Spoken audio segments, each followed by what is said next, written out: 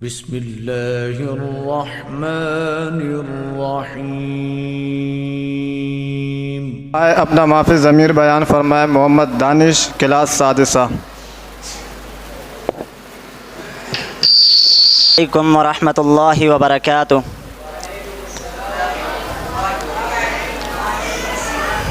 الحمد للہ رب العالمین والعاقبۃ للمتقین والصلاة والسلام علی سید الانبیاء والمرسلین وعلی آلہ واصحابہ اجمعین، اما بعد۔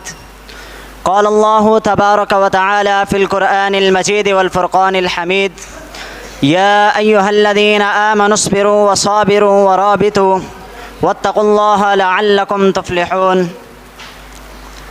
ہر قسم کی حمد و ثنا اللہ مالک الملک ذوالجلال والاکرام کے ذات کے لیے خاص ہو، اور درود و سلام ہو امام الانبیاء خاتم الانبیاء آمینہ کے لال عبداللہ کے لخت جگر جناب محمد الرسول اللہ صلی اللہ علیہ وسلم کی ذات اقدس و مطہر پر۔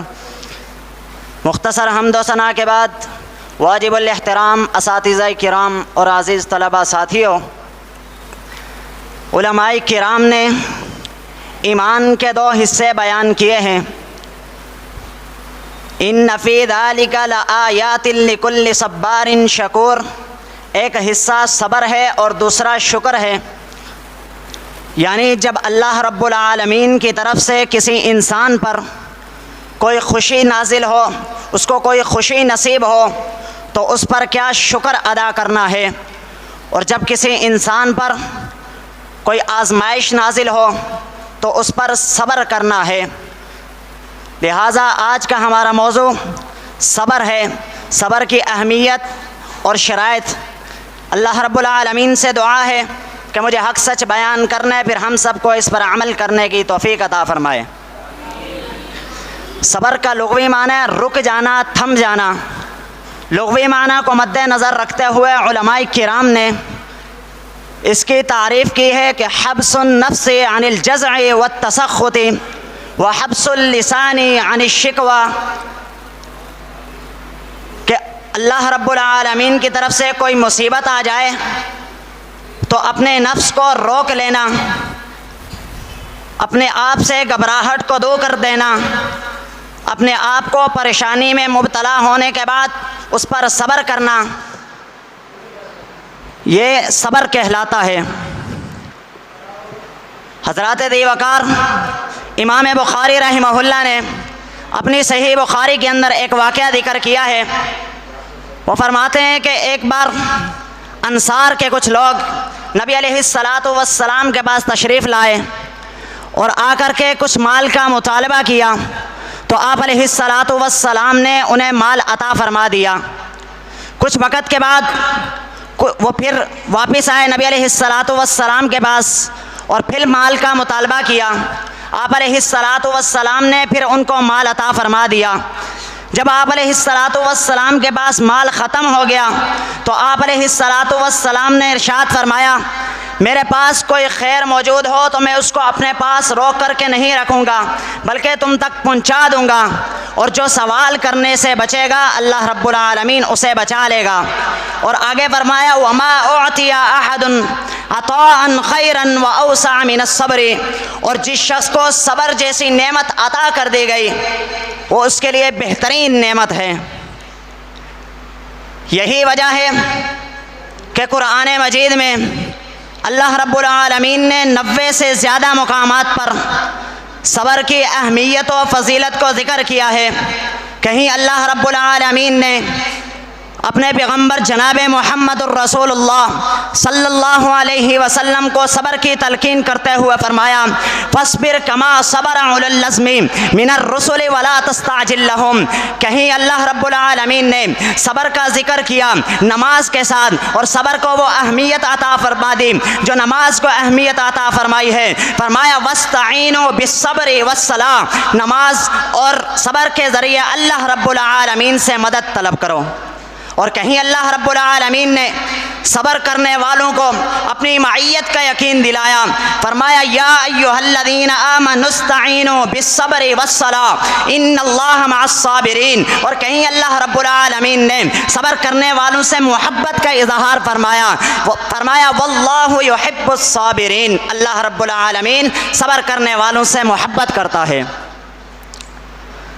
حضرات ذی وقار، اب یہ سوال ہے کہ ہم صبر کے یہ جو فوائد ہیں، ثمرات ہیں، اس کو کیسے سمیٹ سکتے ہیں؟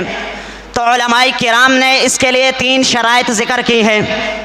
پہلی شرط کہ صبر کرے صرف اور صرف اللہ رب العالمین کی رضا کے لیے. اللہ رب العالمین کا فرمان ہے وَلِرَبِّكَ فَاصْبِرْ، صرف اور صرف اپنے رب کی رضا کے لیے صبر کیجیے.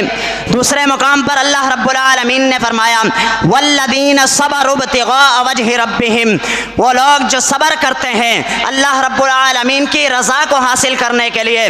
آگے ان کا انجام بھی فرما دیا اولئک لہم عقبی الدار، ان کے لیے جنت میں ٹھکانہ ہے، گھر بنا دیا گیا ہے. حضرات ذی وقار، دوسری شرط صابر کے لیے یہ ہے کہ جب اس پر آزمائش آئے تو اپنی زبان سے کسی کے سامنے شکایت نہ کرے، شکوہ نہ کرے کہ مجھ پر تو اللہ رب العالمین نے یہ مصیبت نازل فرما دی ہے. نبی علیہ السلام نے فرمایا، حدیث قدسی ہے کہ اللہ رب العالمین فرماتے ہیں میں جب اپنے بندے پر کوئی آزمائش نازل کرتا ہوں تو وہ اپنے سامنے جو عیادت کرنے والے ہیں ان کے سامنے کوئی شکوہ شکایت نہیں کرتا، تو میں اس سے اس مصیبت کو دور کر دیتا ہوں اور اس کو اس سے بہتر قوت اور طاقت عطا فرماتا ہوں. حضرات ذی وقار، تیسری شرط صابر کے لیے یہ ہے کہ وہ صبر آزمائش کے آتے ہی شروع کر دے. یہ نہ ہو کہ آزمائش آئی، رونا دھونا وویلا نوحہ ماتم سب کچھ کر لیا، بعد میں کہتا ہے کہ میں تو صبر کرنے والا ہوں. صبر یہ نہیں. دیکھیے نبی علیہ السلام ایک قبر کے پاس سے گزر رہے ہیں، وہاں ایک عورت بیٹھی ہے، رو رہی ہے. آپ علیہ السلام نے کہا اتق اللہ واصبری، اللہ سے ڈر جاؤ اور صبر کرو. وہ عورت کہنے لگی آپ کو کیا معلوم مجھ پر کیا مصیبت آئی ہے، آپ جائیں. جب بعد نبی علیہ السلام چلے گئے، اس عورت کو جب بتایا گیا یہ آنے والا شخص کوئی عام شخصیت نہیں تھی، یہ نبی تھا، تو وہ عورت دوڑی دوڑی آپ علیہ السلام کے گھر تشریف لے آئی اور آ کر کے آپ علیہ السلام کے معذرت کی کہ اے اللہ کے رسول مجھے معلوم نہیں تھا کہ آپ نبی ہیں. تو آپ علیہ السلام نے ارشاد فرمایا انما الصبر عند الصدمۃ الاولی، جب پریشانی آئے صدمے کے ابتدا میں ہی صبر کرنا یہ صبر کہلاتا ہے. حضرات ذی وقار، علامہ ابن قیم رحمہ اللہ نے صبر کی 3 قسمیں بیان فرمائی ہے. فرمایا الصبر علی الطاعہ، کہ اللہ رب العالمین کی اور نبی علیہ السلام کی اطاعت پر صبر کرنا. دیکھیے سردیوں میں رات کو سوتے ہوئے بستر گرم گرم ہوتا ہے، فجر کی نماز کے لیے اٹھنا، نماز کے لیے اٹھ کر کے ٹھنڈے ٹھنڈے پانی سے وضو کرنا، پھر جا کر کے نماز پڑھنا، یہ کیا ہے؟ الصبر علی الطاعہ ہے. اور دیکھیے دوسری قسم ہے الصبر عن المعصیہ، معصیت سے رکے رہنا. ماحول بنا ہوا ہے، آج کا ہمارا معاشرہ دیکھ لیں، پورا ماحول بنا ہے، کہیں سے زنا آ رہا ہے. دیکھیے پورے معاشرے میں باہر بازار میں نکل جائیے آپ کو ماحول خراب نظر آئے گا. وائی فائی لگا ہوا ہے، موبائل ہاتھ میں موجود ہے، ہر کچھ بندہ دیکھ سکتا ہے، سب کچھ وہ دیکھ سکتا ہے، لیکن کیا ہے اللہ کے پیغمبر کی نافرمانی ہو جائے گی، اللہ کی نافرمانی ہو جائے گی، وہ رک جاتا ہے. یہ ہے صبر عن المعصیہ. اور تیسری قسم ہے الصبر علی اقدار اللہ، اللہ رب العالمین کی جو اس نے تقدیر لکھ دی ہے اس پر صبر کرنا. بیٹا ہے گھر سے نکلا، ایکسیڈنٹ ہوا، فوت ہو گیا، یہ کیا ہے؟ تقدیر میں لکھا ہوا تھا. یہ نہیں کہے گا کاش کہ میں اپنے بیٹے کو باہر نہ بھیجتا، وہ باہر نہ جاتا، اس کا ایکسیڈنٹ نہ ہوتا، اس میں وہ وفات نہ پاتا. یہ صبر کے خلاف ہو جائے گا. صبر یہی ہے کہ وہ اس پر اتفاق کر لے، اس پر صبر رک جائے کہ اللہ رب العالمین نے یہ میری تقدیر میں لکھ دیا تھا، یہی ہونا تھا. اللہ رب العالمین سے دعا ہے کہ ہمیں صبر جیسے ثمرات اور اس کے فوائد حاصل کرنے کی توفیق عطا فرمائے. آمین. وآخر دعوانا ان الحمد للہ رب العالمین.